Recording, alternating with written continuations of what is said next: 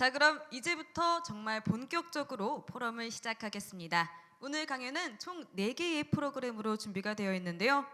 첫 번째 강연은 이원준 하이퍼리즘 대표님의 일본 웹 3.0 시장의 변화와 한국 웹 3.0 시장에서의 시사점 강연입니다. 이원준 대표님께서는 단상 위로 올라와 주셨고요. 이원준 대표님은 지난 2018년 1월에 일본에서 암호화폐 금융 서비스를 제공하는 하이퍼리즘을 설립하셨습니다. 그해 2월에 한국 법인까지 설립하셨습니다. 박수로 모셔보겠습니다. 네, 안녕하세요. 하이퍼리즘 이현준입니다. 순서가 조금 변경이 돼서 제가 먼저 진행을 하게 됐습니다. 오늘 비가 오는 날씨에도 참석해 주셔서 감사드리고 좋은 자리 마련해 주신 딜사이트 관계자분들께도 감사 말씀드리겠습니다. 제가 다른 분들 준비하신 자료를 보니까 좀 더 데이터 드리븐인 것 같고 저는 조금 더 스토리 드리븐인 것 같습니다. 그래서 내러티브나 이런 일본에서의 상황, 제가 실제로 일본에서 5년 반 정도 사업을 하고 있는데 실제 체감하면서 느낀 그런 블록체인 업계 동향에 대해서 말씀을 드리도록 하겠습니다.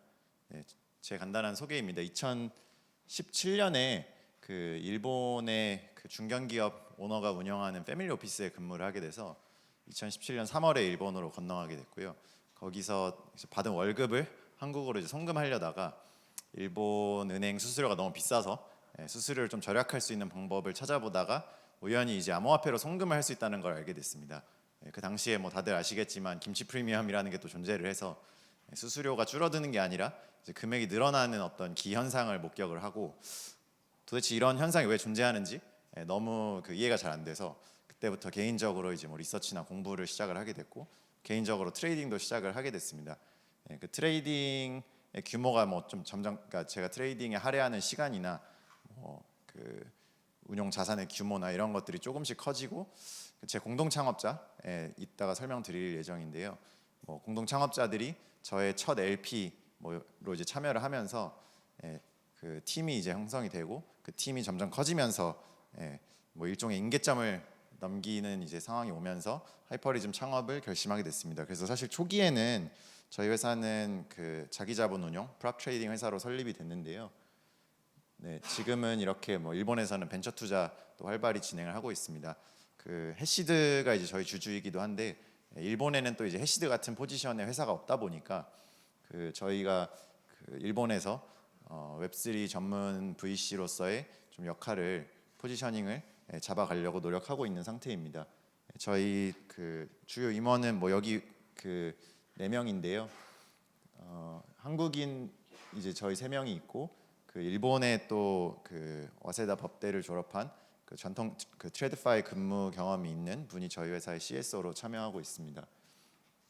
네, 그래서 오늘 본격적으로 이제 드릴 말씀은 일본의 웹3 시장의 어떤 변화에 대해서인데 다들 아시는 내용이겠지만 조금 디테일을 살려서 말씀을 드려보려고 합니다. 그래서 일본의 웹3가 뜨고 있다. 이거는 사실 업계 관계자분들은 이제 지지난주에 있었던 지지난주죠. 코리아 블록체인 위크 행사에서도 많이들 체감을 하셨을 것 같고요.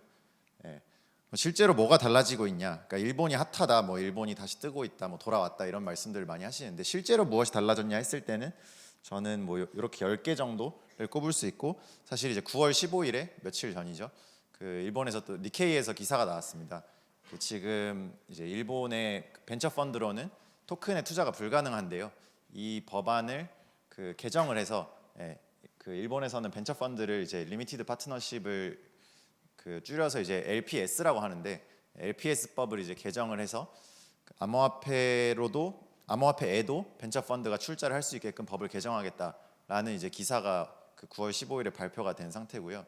사실 요거는 이제 업계에서 아직 공식화되지 않았는데 니케이에서 리크를 먼저 흘렸다. 그래서 사실 조금 이제 불편해하는 분들도 계시긴 한데 어쨌건 기정사실로 좀 받아들여지고 있습니다. 그래서 내년에 LPS법이 개정이 될 예정이고요.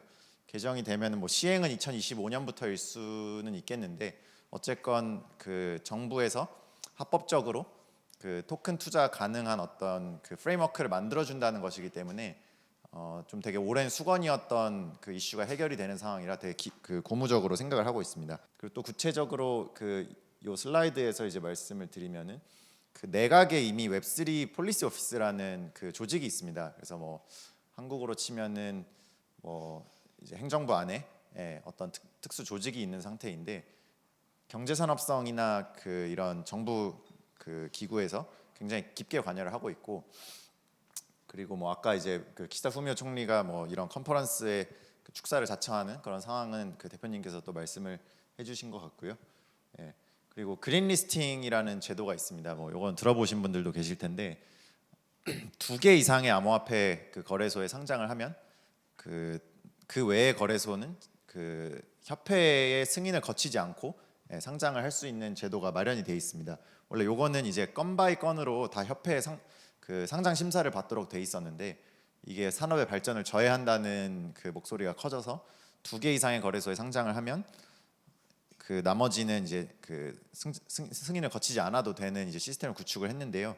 이렇게 되다 보니까 마이너 거래소에 사실 상장을 할 유인이 되게 커졌습니다. 그러니까 지금 한국 같은 경우는 뭐 한 5대 거래소, 뭐 5대 거래소까지 가지 않아도 뭐 한 3대 거래소가 한 90 몇 프로 이상 독점을 하고 있는 과점을 하고 있는 것으로 제가 이해를 하고 있는데 이렇게 되니까 그 마이너 거래소에 찾아가서 먼저 상장을 하는 게 대형 거래소에 진입하기가 더 쉬워지겠다라는 이제 생각이 당연히 들겠죠. 그래서 그 중소형 거래소가 또 그린 리스팅의 수혜를 입고 있다 이렇게 좀 볼 수 있을 것 같습니다. 그리고 6월 1일에 그 자금결제법이 개정 시행되면서 스테이블 코인을 합법적으로 발행할 수 있는 프레임워크가 또 만들어졌습니다. 요거는 이따가 좀 자세히 설명드리도록 하겠습니다. 네, 그러면은 뭐 이런 호조들이 있는데 왜 호조가 생기고 있냐, 왜 그 이런 현상이 나타나고 있는지에 대해서 조금 말씀드리면 저는 5가지 이제 이유를 꼽아봤는데 뭐 하나하나 말씀드리면은 뭐 시간이 너무 부족할 테니까 제가 중요하다고 생각하는 것부터 좀 먼저 말씀드리겠습니다. 사실 제일 큰 거는 그 작년에 있었던 여러 가지 사건들을 다 피해갔다라고 이제 그 저는 생각을 하고요.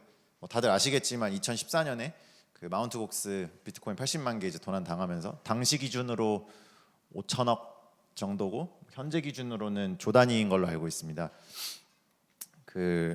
마운트 곡스 대표가 이제 그 마크라는 사람인데 이분이 그 도쿄 긴자에 있는 크립토 바라는 그 NFT 회원권으로만 들어갈 수 있는 바가 있습니다. 여기 가면은 가끔 출몰을 하셔가지고 지금 아마 일본에서 출국이 안 되는 상태인 걸로 알고 있습니다. 그 재판이나 이런 것들이 진행 중이기 때문에 이분이 외국인인데 그 2014년에 이 사건을 이제 겪고 마운트 곡스 이제 시부야에 본사가 있었던 회사이기 때문에 이 사건을 겪으면서 일본 내에서 암호화폐 관련된 그 법 제도가 빨리 도입이 돼야 된다라는 생각이 싹트기 시작을 합니다. 그래서 2017년 4월에 그 자금결제법이 개정 시행되면서 암호화폐에 대해서 일단은 법적으로는 가상통화라고 명명을 하고요.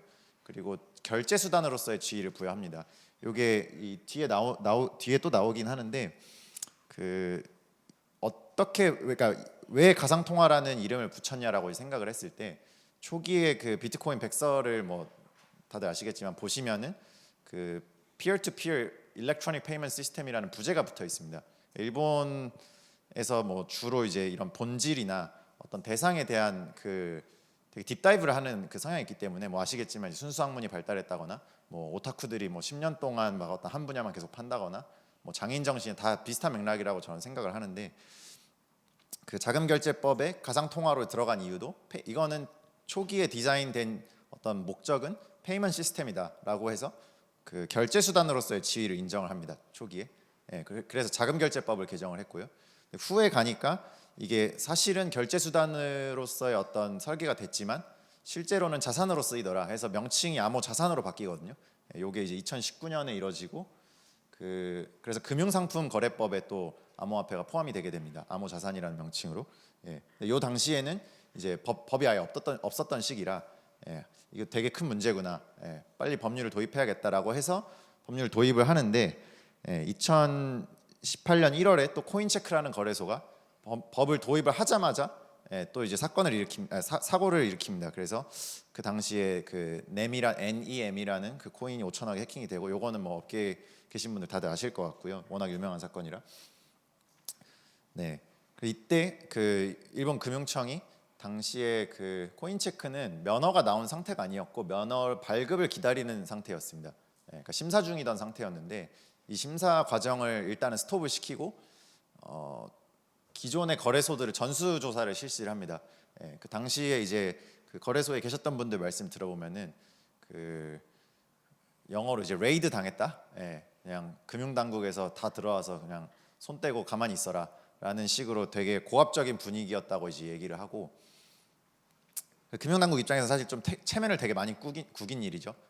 제가 일본에 있을 당시에도 그런 말들이 이제 많이 나왔고, 이런 그 마운트곡스 사건을 겪고 그 암호화폐를 합법화 시켜줬더니 규제적 장치를 마련해줬더니 하자마자 이런 사고가 이제 터지니까 체면을 완전히 그 구긴 사건이다. 도대체 왜 그런 규제를 만든 거냐, 이런 이제 목소리가 있었습니다. 사실 이 이후에 일본은 그 바로 암흑기에 이제 진입을 합니다. 그래서 아시겠지만 2019년, 20년, 21년까지 뭐 암호화폐 시장에서 블록체인 업계에서 일본이라는 키워드가 대두된 적이 사실상 거의 없다고 이제 봐야 되고, 저는 철저하게 소외됐다 내지는 뭐 무시당했다, 무시당할 만한 이유가 충분히 있었고 그런 상황이었다고 봅니다. 그래서 제가 방금 말씀드렸던 뭐 신규 면허 발급 중지나 발급이 중지되면서 신규로 이제 신청하는 회사들은 계속 늘어나는데 심사가 아예 스톱이 되니까 200개 이상 회사가 그 당시에 이제 대기를 하고 있었고요. 전수조사도 이제 실시를 했고, 그다음에 협회를 통해서 관리하는 이런 체계가 이제 등장을 하게 됩니다. 그러니까 이 금융 당국에서 일일이 그 거래소들을 그 관리하기는 어렵다 보니까 이 거래소들을 협회에 강제 가입을 시키고 이 협회를 통해서 관리하겠다라는 어떤 그 정책을 실시를 하는데요. 그래서 협회의 권한이 굉장히 막강해집니다. 방금 말씀드렸던 그린 리스팅이라는 제도가 존재하기 전까지는 비트코인을 취급하고 싶어도 협회의 승인을 받아야 되고, 이더리움을 취급하고 싶어도 협회의 승인을 받아야 되고, 이게 아까 말씀드린 대로 이더리움에 대한 승인이 아니고 이 A라는 거래소가 이더리움을 취급하겠다라는 어떤 정책에 대한 승인이기 때문에 A 거래소 할 때 승인, B 거래소 할 때 승인, C 거래소 할 때 승인, 굉장히 비효율적인 이제 절차들이 반복이 됐는데, 뭐 제 생각에는 지금 법인 거래를 허용해주지 않는 것과 사실 되게 비슷하다고 생각을 합니다. 그래서 금지한 것은 아니지만 사실상 어떤 그 성장을 좀 그 붙잡아두는 그런 정책을 이제 펼쳤다고 저는 생각을 하고요. 뭐 다들 아시지만 그 작년에는 이 진앙지가 이제 일본에서 벗어났죠. 그래서 뭐 한국 내지는 이제 미국, 혹은 뭐 테라 같은 경우 이제 본사는 또 싱가포르에 있었으니까 하여튼 일본 외 지역에서 이런 사건이 발생을 하는데, 앞서 말씀드린 것처럼 2018년, 19년, 20년, 21년 철저하게 이 암호화폐 업계에 소외가 되어 있었기 때문에 입을 타격이 없었습니다. 제가 봤을 때는 테라 커뮤니티에서 뭐 일본은 거의 그냥 존재감이 없는 커뮤니티였고, 그러니까 저는 이렇게 생각합니다. 그 이미 2018년에 데미지를 너무 많이 입었고 사실상 와해가 된 수준이었기 때문에 그 디파이 서머에 탑승을 하지 못했고, 그 결과 입을 데미지조차 없었다.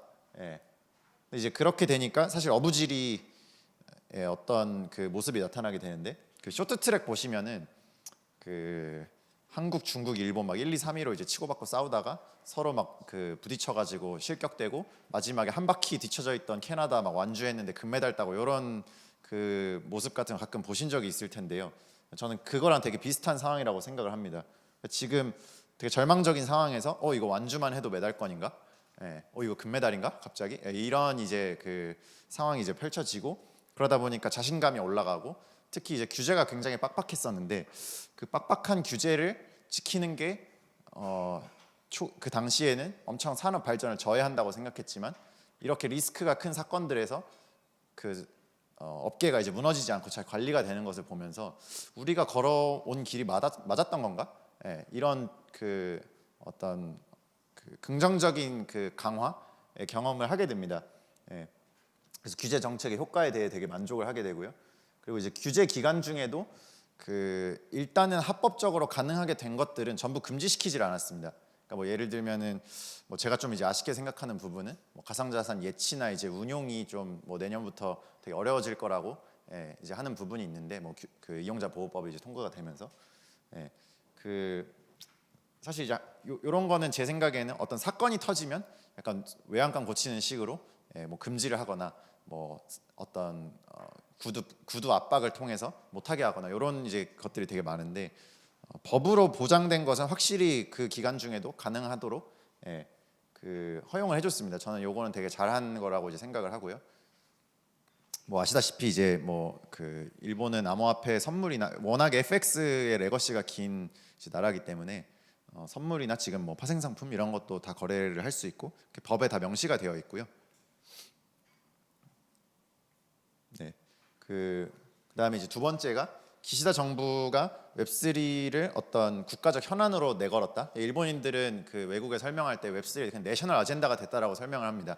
예, 저랑 KBW 때 같이 이제 스피커로 참여했던 IBS 타나카 대표가 이제 실제로 사용한 말인데 내셔널 어젠다가 됐고 내셔널 어젠다가 된 이유는 뭐 이따 좀 더 말씀드리겠지만 그리고 이승호 대표님께서 이제 말씀해 주셨지만 웹2에서는 이제 뒤쳐져 있었는데 웹3는 또 그렇게 뒤처지진 않았다 보니까 이게 충분히 그 가능성이 있지 않나라는 생각을 하게 됩니다. 예, 그리고 이제 뭐 올해 초에 좀 이슈가 됐었던 거는 집권 여당인 이제 사실상 이제 지금 2000년 이후에 자민당이 집권하지 않았던 횟수가 손에서 꼽을 정도로 자민당의 집권이 굉장히 긴 상태인데요. 자민당에서 이제 그 웹3에 관한 이제 백서를 출간을 했고 기본적으로는 그냥 일본의 어떤 산업 발전을 위해서 웹3를 더 장려해야 된다, 촉진해야 된다 이런 내용이 들어가 있고 지금 제 생각에 규제 관점에서 되게 주목할 만한 거는 다오랑 관련된 법률을 아예 그 입법화하는 그런 과정을 그런 논의가 진행 중에 있습니다. 요거는 그 일본 외부에서는 잘 얘기가 안 되고 있는 상황인데 2017년에 자금결제법을 개정을 했을 때도 이런 규제 관련해서는 되게 선진적이었죠. 그러니까 2017년에 암호화폐라는 것을 법적으로 규정한 이제 나라가 주요국 중에 규정한 나라 사실상 없었기 때문에 그때도 되게 실험적이다 혹은 규제가 앞서간다 이런 얘기들을 많이 했는데 지금은 사실상 어느 정도 정비가 된 상태다 보니까 이 다음에서는 이제 다오랑 관련된 것들을 법률로 도입해야겠다. 이제 다오 관련 업무를 이제 해보신 분은 아시겠지만 다오를 어떤 법률 엔티티로서 만들려고 할 때 지금 절차나 이런 것들이 좀 명확하게 안 되어 있기 때문에 델라웨어에 무슨 코퍼레이션 만들어서 그것을 다시 조합이랑 엮고 이런 이제 작업들이 있는 걸로 제가 알고 있는데 다오랑 관련된 법률이 그 최초로 이제 또 주요국 중에 최초로 도입이 된다면은 저는 또 다른 이제 그 기회들이 또 생겨날 수 있다라고 보고 있습니다.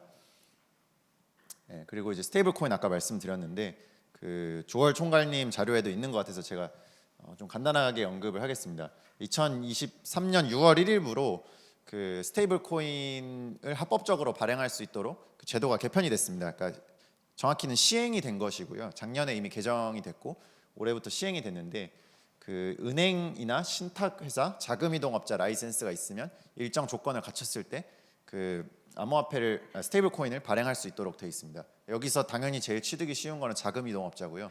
자금이동업은 그 인수합병을 통해서 획득을 해도 될 정도로 그 시장에 이제 그 회사가 되게 많기 때문에 실제로 그 저희 투자사 중에 한 곳은 자금이동업 회사를 그냥 인수하겠다라고 지금 그 경영 방침을 가져가고 있는 곳도 있습니다. 예. 그리고 일본 그 B2B 결제 시장이 연간 1경원 정도 되기 때문에 여기서 1%만 그 암호화폐 스테이블 코인으로 결제가 돼도 100조 원 시장이 되기 때문에 여기에 되게 가능성을 높게 두고 있는 상태고요. 그 한국이랑 조금 다른 점은 한국은 CBDC 위주로 지금 흘러가고 있는데 일본은 CBDC보다는 이런 대형 은행들이 스테이블 코인을 발행할 수 있도록 이미 규제가 도입이 됐다 보니까 그 민간에서 움직이는 그런 현상이 나타나고 있습니다. 그래서 요런 말씀들을 많이 하잖아요. 중국은 이제 신용카드를 건너뛰고 QR로 갔다, 핀테크로 갔다. 그다음에 캄보디아 이런 데 가시면은 유선 전화가 아예 없잖아요. 무선 기지국을 세우는 게 더 빠르기 때문에. 그러니까 기술 어답션이 일어날 때 그 당시 시점에서 가장 진보된 기술 혹은 가장 그 효율적인 기술을 채택을 하는 경향이 있는데 그렇기 때문에 팩스라는 이제 과거의 시스템 그냥 건너뛰고 그 다음 단계로 이메일로 가버린다든지 이런 현상이 이제 나타나는데 제 생각에는 일본이 아직도 현금 결제 비중이 높고 핀테크를 제대로 경험하지 못했기 때문에 이거를 건너뛰고 바로 웹3로 가버릴 가능성이 있다라고 좀 생각을 하고 있습니다.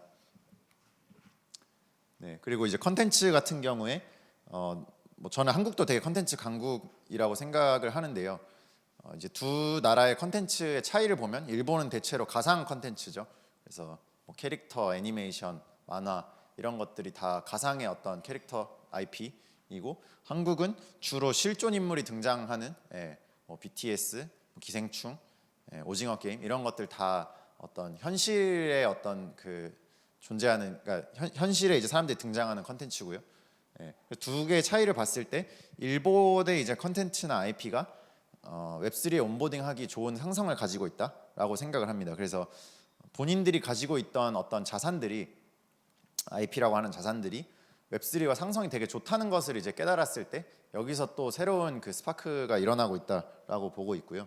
뭐 예를 들면은 2013년이었나요? 그 포켓몬고가 되게 전 세계적으로 유행했었는데 스태프는 아무런 IP 없이도 뭐 전 세계적인 어떤 뭐 불마켓 당시에는 굉장한 이제 인기를 끌었던 거를 생각을 해보면은 저는 사실 시기를 조금 잘못 그 짚어서 되게 아쉬운 그 상황이라고 생각을 합니다. 웹3가 있을 시절에 포켓몬고가 나왔다면 뭐 스태프는 그냥 압도적으로 능가할 수 있는 어떤 그런 대작이 되지 않았을까라고 이제 생각을 하고 그리고 또 하나는 그 패러다임 변화입니다. 아까 말씀드린 것처럼 어떤 본질이나 어떤 대상에 대해 깊게 이제 그 몰두하는 성향이 있다 보니까 그리고 가상통화, 암호자산, 요 개념을 넘어서 이제 웹3로 가다 보니까 그리고 웹3는 블록체인, 뭐 메타버스, NFT, 암호화폐, AR, VR 이런 것들을 다 합친 것의 어떤 통칭이다 보니까 웹3라는 용어가 일본에 처음 그 화두가 되었을 때 웹3 전에 웹2는 뭐지? 웹1은 뭐지? 이런 담론들이 이제 계속 그 발전을 하고 이게 더 이상 그러니까 가상이라는 말일 때는 굉장히 부정적인 이미지가 내포가 돼 있는데 이거를 넘어서 어떤 인터넷의 패러다임이라는 관점으로 접근을 하니까 여기에 탑승을 해야 되겠구나 이런 컨센서스가 이루어졌다고 저는 생각을 하고요. 또 하나는 그 요 왼쪽의 그림은 인터넷에서 많이 보신 분들이 있을 것 같은데 80년대 아마 전 세계 시가총액 상위 50위 기업일 겁니다. 중앙일보 자료인 걸로 제가 알고 있고요. 그 당시에 이제 보시면은 50개 중에 35개의 기업이 일본 기업입니다. 뭐 1등 NTT, 그다음에 뭐 3등에 스미토모네 있고요. 지금 보시면은 그 일본 기업 50개 전 세계 시가총액 50대 기업 중에 아마 하나밖에 없을 겁니다. 토요타. 나머지는 다 미국 IT 기업이고요. 그래서 이런 생각이 있습니다. 한때는 제조업 시대 때는 우리가 미국에 비벼볼만 했는데 뭐 일본이 맨해튼의 건물들을 다 매입을 하고 그러던 시절이 있었는데 IT로 이 패러다임이 넘어가면서 우리가 완전히 미국한테 어떤 패권을 잃었다. 원래도 뭐 패권 자체는 미국이 쥐고 있었지만 그때는 비벼볼만 했는데 지금은 뭐 아무런 힘도 못 쓰는 상황이 됐다. 이렇게 좀 생각을 하고 있는 것 같습니다. 그랬을 때 아까 말씀드린 것처럼 웹3가 좀 새로운 기회가 될 수 있지 않나라고 이제 생각을 하고 있고 여기 이제 니케이 신문에 작년 9월에 나온 전면 광고인데요. 그 아스타라는 뭐 일본에서 가장 큰 메인넷 프로젝트가 그 광고를 냈고 뭐 저희 회사도 보이실지 모르겠는데 안 보이실 것 같은데 여기 그 하단부에 저희 회사 로고가 들어가 있습니다. 너무 작아서 안 보이실 것 같은데요. 저는 이제 이 로고 보다도 요 왼쪽의 메시지 그 다음에 이거를 실어준 어떤 니케이의 당시 분위기 이런 게 되게 중요하다 생각하는데 당연히 이제 니케이는 뭐 일본에서 1등 언론이기 때문에 아무 광고나 실어주지 않잖아요. 제가 돈만 있다고 광고를 낼 수 있는 게 당연히 아니기 때문에 2018년 또는 17년에 이런 광고는 상상도 못했을 겁니다 사실. 그러니까 허용을 안 해줬을 것 같다고 생각을 하고요. 그리고 이제 여기 보시면은 그 요 밑에 있는 그 글자들을 여기 번역을 해놨는데 뭐 제가 말씀드린 내용이랑 똑같습니다. 과거에는 우리 잘 나갔는데 지금은 뭐 아니게 됐다. 앞으로 기회가 한 번 더 있을 것 같다. 그래서 웹3로 한번 그 기회 도전해보자.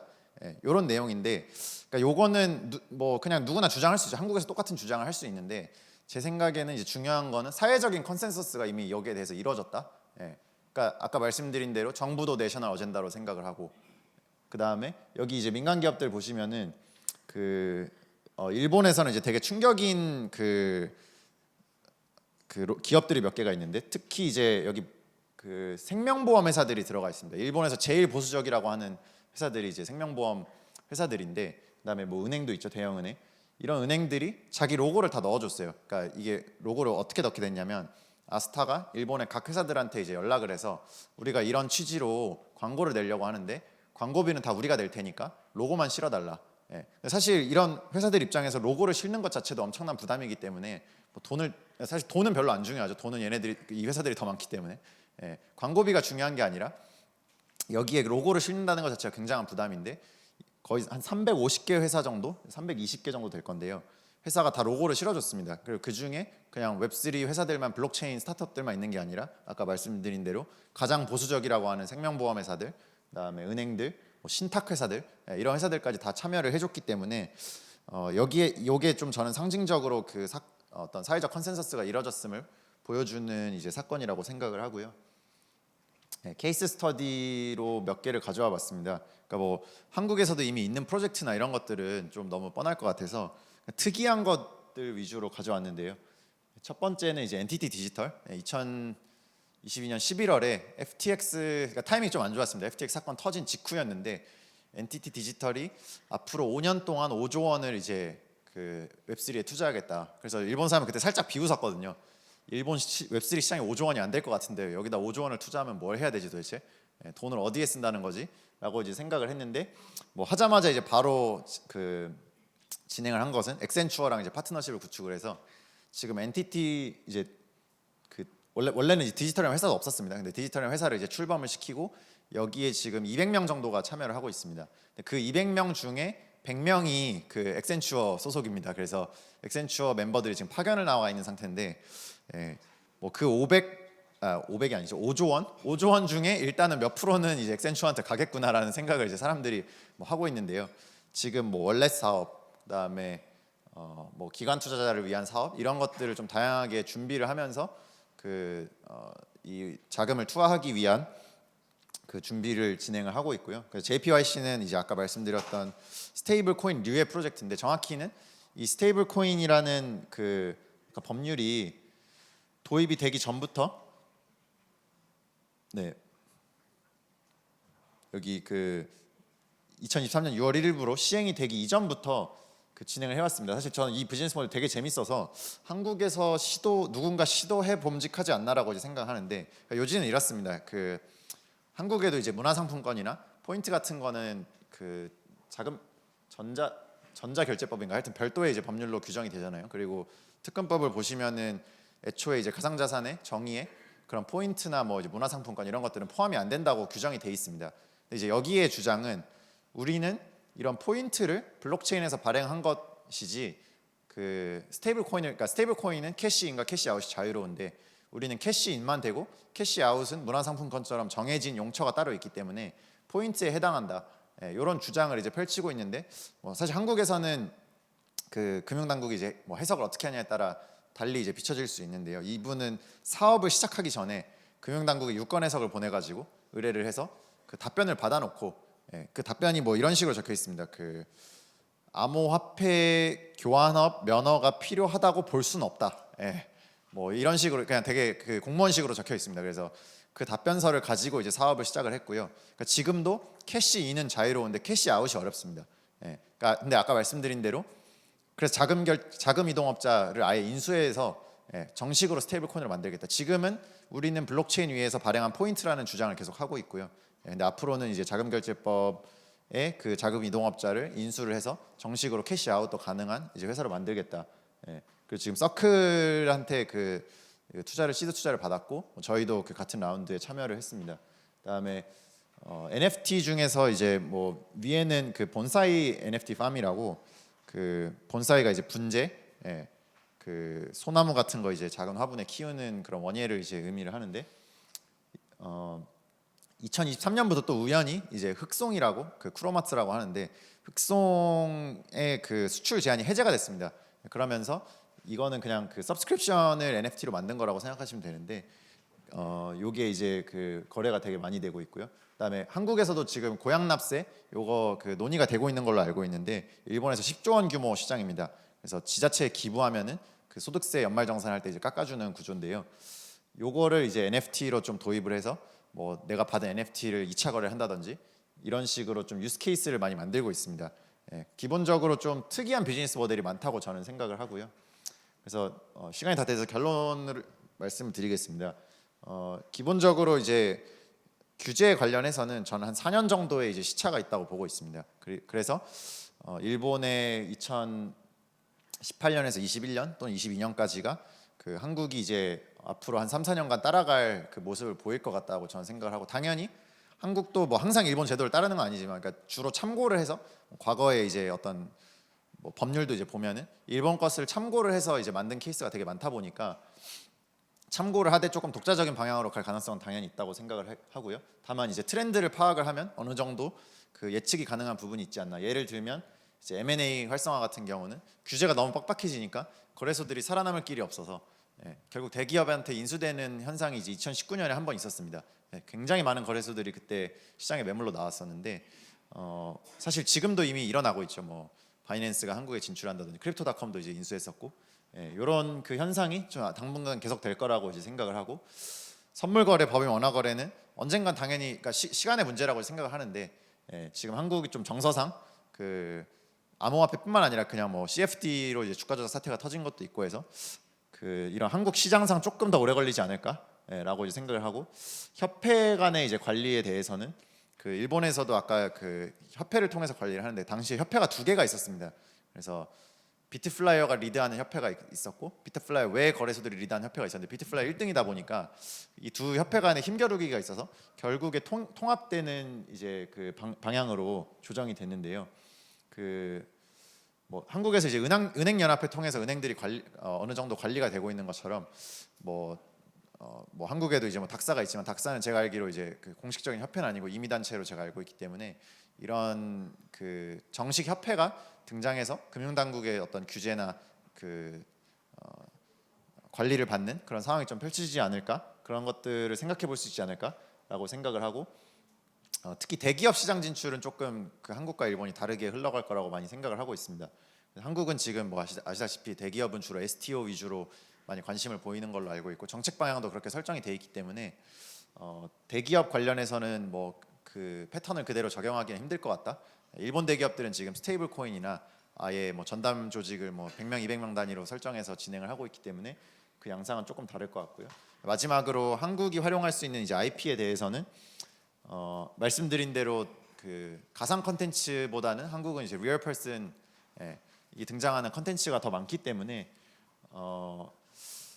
요게 이제 상성이 저는 어떨지 잘 모르겠습니다. 그래서 이것보다는 한국도 사실 게임에서는 전혀 뒤처지지 않기 때문에 한국, 일본의 어떤 그 컨텐츠의 공통적인 강점이라고 생각하거든요, 게임이. 그래서 게임 분야가 좀 더 유망하지 않나? 뭐 저는 개인적으로 이렇게 생각하고, 피지털의 보급 가능성, 일본에서 되게 지금 많이 진행이 되고 있는데 결국에 유스 케이스를 찾다 보면은 한국도 좀 피지털로 많이 귀결이 되지 않을까라는 생각을 하고 있습니다. 좀 개괄적으로 말씀을 드렸는데요. 뒤에 이제 그 발표하시는 분들께서 또 자료를 잘 준비해 주셔서 데이터 드리븐 그 자료를 바탕으로 또 말씀을 잘 해주실 것 같아서 저는 이렇게 간단히 오버뷰로 말씀을 드렸다고 좀 이해를 해주시면 감사할 것 같습니다. 이상으로 발표 마치겠습니다. 감사합니다. 네, 이원준 대표님 강연 감사합니다. 이 가상자산 시장 안에서 일본 시장의 변화를 확인할 수 있었고요. 또 한국에서의 시사점까지 알아볼 수 있었습니다.